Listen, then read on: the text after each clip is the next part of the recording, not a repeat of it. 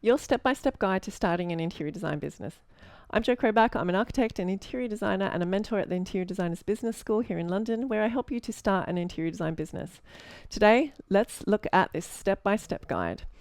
So firstly, you're going to need to set the big goal. And I know most people call this a business plan, but the reason why this is so important is because you need to start with the big vision in sight. You need to, I think you've heard this probably a million times, but you can't know where you're going unless you see the end destination.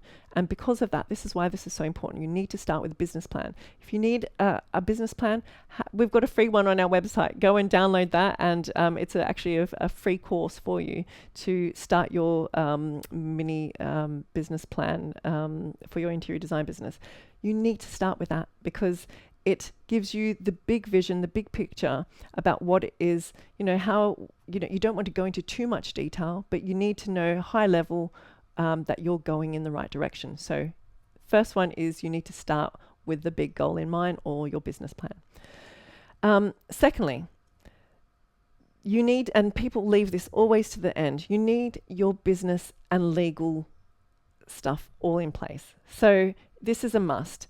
You need to have all of your things like your insurance, things like your terms and conditions, your contracts, just, things that most people don't they don't think about until they've gotten a client or until something goes wrong.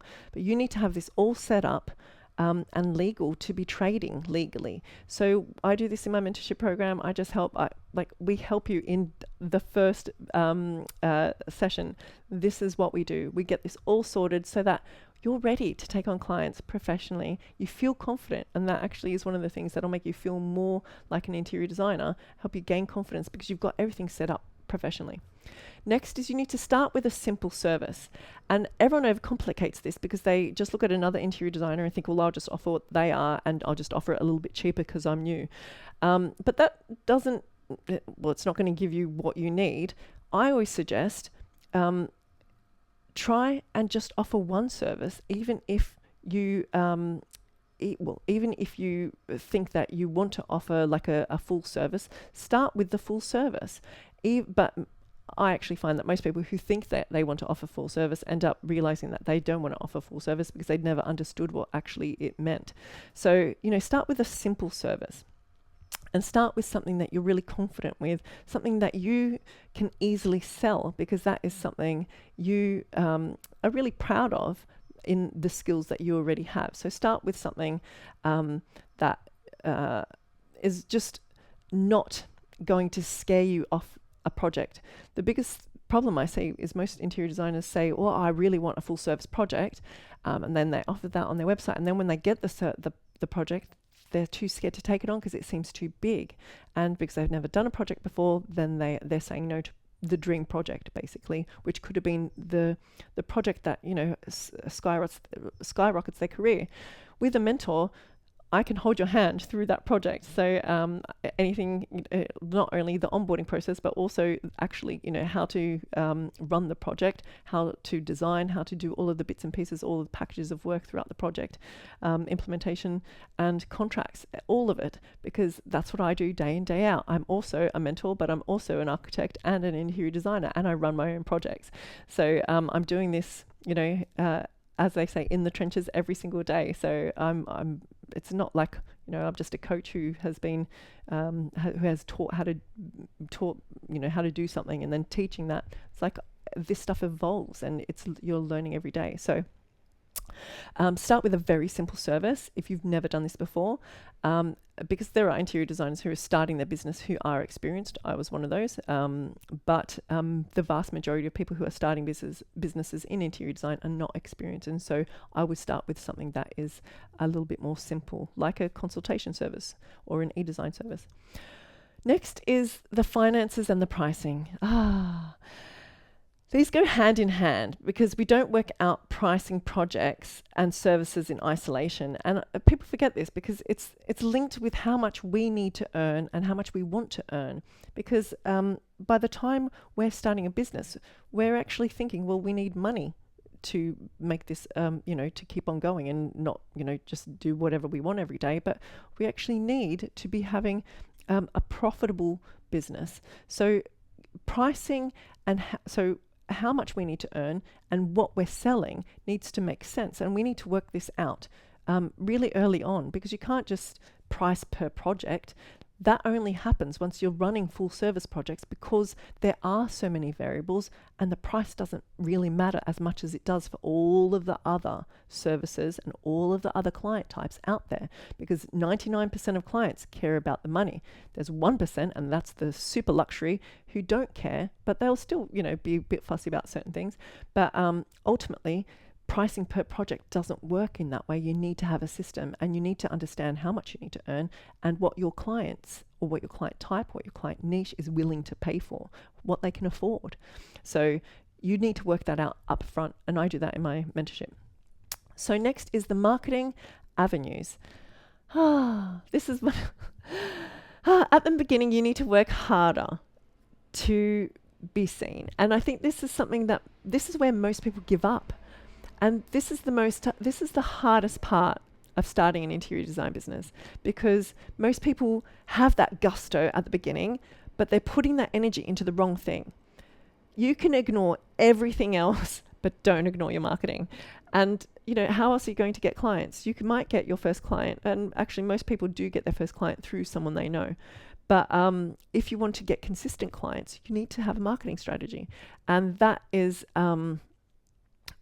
really key. So this is the next step. You need to have a marketing plan. So if you need help with that, that is what I do. There are two different types of marketing. There's face-to-face, and then there's passive. So I would say social or online. So you need both.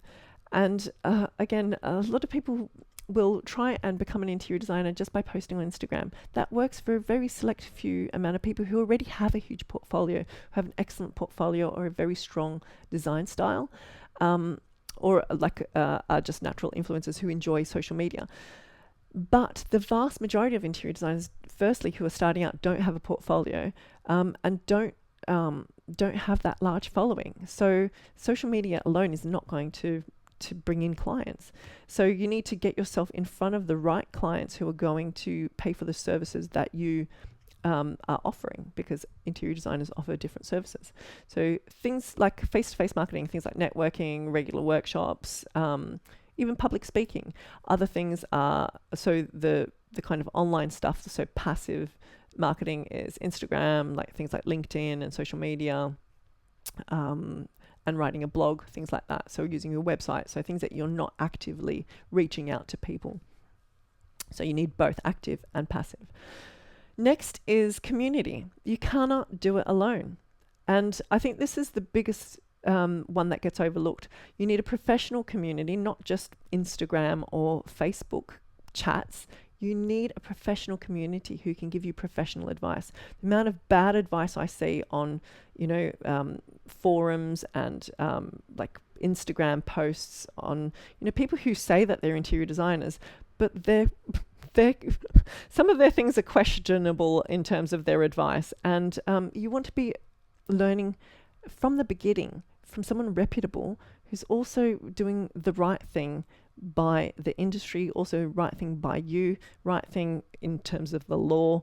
So, and a lot of designers don't even realize they're doing things wrong. So this is why you want to be part of a professional community. If you want that, you can have a look at our mentorship. We've got two different mentorships. We've got the how to start a business, but we've also got a community mentorship that is driven by the community, and also has courses for interior designers specifically for designers. The last thing is, if you want to speed up your trajectory of setting up that business and actually succeeding, just get a mentor. This is what we do day in, day out. We love it.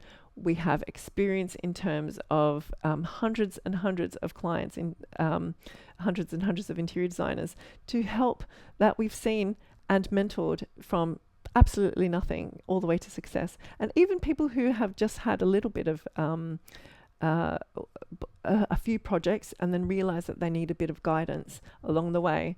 They're still the kind of person who is what I say are called in startup. So if you still have those startup problems, come and have a look at our mentorship, because this is going to really just literally go and spot. For some reason, I have this vision of, like, fixing zits. It's like we're popping the zits. We're not like putting cream all over your face. It's just like we're actually, sorting out the exact problems and solving those real problems that you need. So obviously you can do this yourself. I did it myself, but I was part of a community and I did have a coach. So, and I did have mentors at the same time. So across the years in different stages.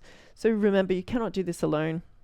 You can try, but it'll take not only a lot longer, you'll get a lot wrong, and that's okay if you've got the luxury of time, but not okay if this is a second career and you need to make it work. So have a look at our mentorship, and I hope to see you on the inside.